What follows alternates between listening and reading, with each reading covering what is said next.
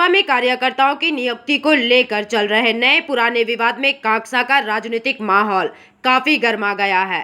ठेका कार्यकर्ताओं की नियुक्ति पर किसका नियंत्रण रहेगा, इसे लेकर 4 तारीख से ही गर्मागर्म बहस चल रही है।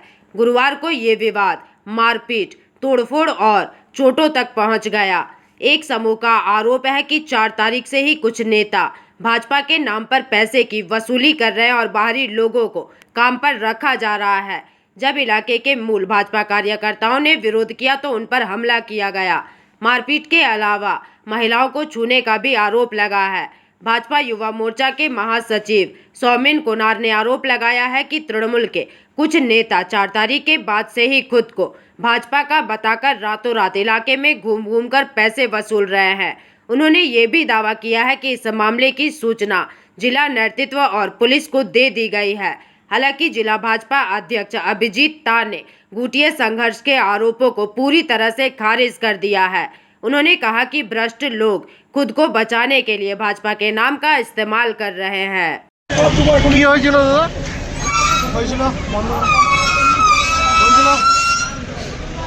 আমাদের এখানে একটা অফিস বানিয়েছে কন্যাজীবন চক্রবর্তী, তারা তৃণমূলে কিছু ছেলে নিয়ে তারা এখানে গুন্ডামি রাজত্ব করছে এবং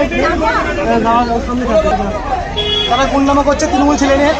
এবং আমাদের গ্যাস প্ল্যান আছে সেইখানে তারা তৃণমূলের ছেলে কিছু ঢোকায়, তখন আমি বাধা দিতে চাই যে আমাদের রাজবানের ছেলে যারা প্রাপ্য ছেলে তারা মারা ভোটের সময় বেরিয়েছিল তারা যেন সে কাজগুলো পায় এবং অনেক আন্দোলন করার পর কাজের নামগুলো দেয়।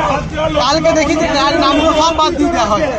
তখন আমি প্রতিবাদ করাতে আমাকে 30 জন আমাকে একা পেয়ে বেদরাক মার দেওয়া হয়েছে এবং তারা সবগুলো 4 তারিখের পর তৃণমূল ছিল আগে 4 তারিখের বিজেপি হয়ে গেছে। আপনি কি পার্টি করেন? আমি হচ্ছে তৃণমূলের আমি হচ্ছে বিজেপির শক্তি কেন্দ্রের প্রমুখ রাজবানের। আপনাকে মারধর করা হলো? কে কে মেরেছে আপনাকে? কে কে মেরেছে? তার ভিডিও ফুটেজ আছে। আচ্ছা, কে কে মেরেছে? আমাকে মেরেছে কন্যাজীবন চক্রবর্তী, অভিযান চক্রবর্তী, কৌশিক পাঞ্জা, বাবাই, কাঞ্চন মণ্ডল, এতো বাউরি, অনেক মেরেছে অনেকজন। দেখলাম দোকানটা ভাঙচুর হয়েছে। দোকানটা ভাঙচুর তারা নিজেরাই করেছে এবং নাম দিচ্ছে আমাদেরকে। আপনার নাম? আমার নাম সোমনাথ রয়। আমার মেরেছে ভিডিও ফুটেজ আছে। স্বঘোষিত বিজেপি নেতা, এতদিন ধরে রাজবান জুড়ে এলাকার মানুষ সাক্ষী আছে, তোলাবাজি, ব্যাপক হারে তোলাবাজি, ঠিক আছে, টাকার বিনিময়ে চাকরি বিক্রি এখানে হচ্ছিল। ইদানি এখানে অফিসটা খুলে মানুষকে হুমকি ধুমকি, তাদের কাছে টাকা নেওয়া, সব কিছু ঘটনা এখানে চক্রান্ত তারা চালাতো। আমরা বারবার দলকে জানিয়েছি, দলকে জানিয়েছি যে দল ব্যবস্থা করুন, এখানে একটা ব্যাপক হারে তোলাবাজি চালাচ্ছে, ঠিক আছে।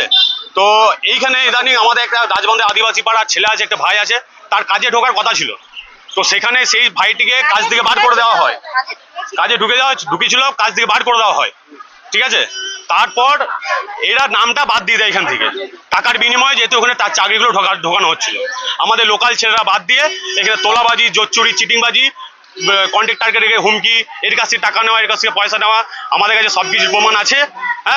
আমরা আমাদের মাতৃশক্তি গায়ে ঠেলাঠেলি করেছে, এসব পরে ঠেলাঠিলি ধাক্কাধাক্কি দিয়েছে। আমরা এটা ব্যবস্থা নেব। এটা যখন 4 তারিখের পর থেকে চলছে, 4 তারিখের পর থেকে চলছে। এখানে আমাদের স্বঘোষিত বিজেপি নেতা, তার কোনো আইডেন্টি নেই যে তাকে একটা সাজিয়ে পড়ে বিজেপি তৈরি করে সে আমরা তোলাবাজি চালাচ্ছে বিজেপির নাম করে। এখানে বিজেপির নাম করে তোলাবাজি চালাচ্ছে, দলের ভাবমূর্তি নষ্ট করছে এরা। আমরা চাইছি এই সমস্যার সমাধান হোক, এর বিচার হোক।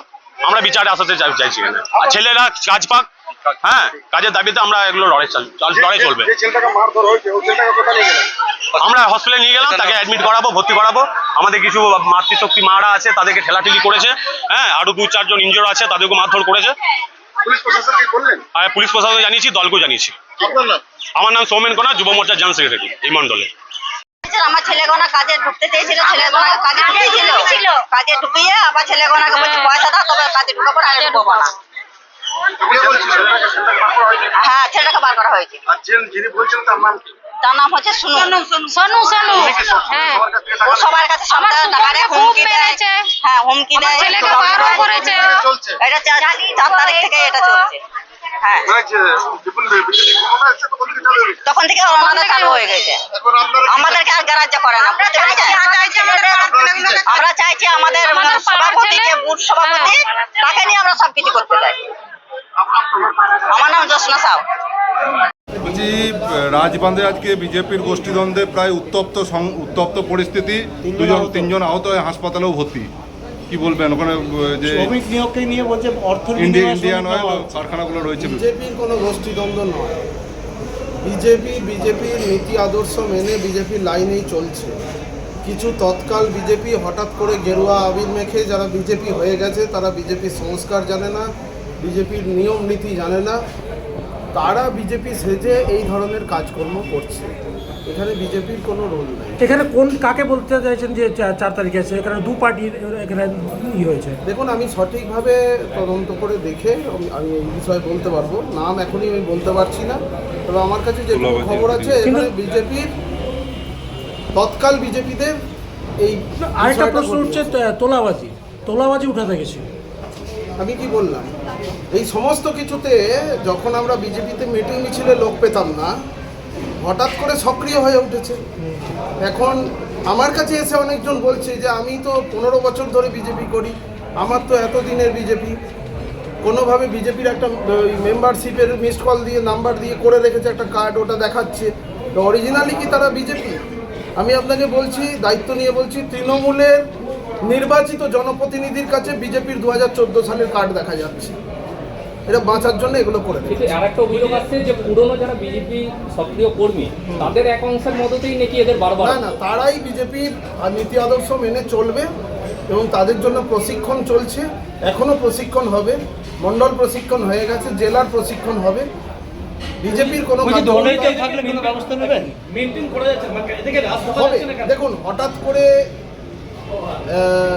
তৃণমূল শাসিত রাজ্যে যেভাবে এখানে দুর্নীতি হয়েছে, যেভাবে দুর্নীতিগ্রস্তরা বাঁচতে চাইছে, যেভাবে তারা সরকারের ওপর প্রভাব বিস্তার করেছে, বিজেপি কোনো পার্টির কার্যকর্তা সরকারের ওপর প্রভাব বিস্তার করবে না, এটাই নীতি আমাদের। সেই ক্ষেত্রে একটা কথা আছে না, যে গরম তেলে যদি আপনি কিছু ছাড়েন, প্রথমে চড়বড় করে একটু চলকে উঠবে, সব থেমে যাবে। दुर्गापुर से निमाई दास की रिपोर्ट, PVTV न्यूज।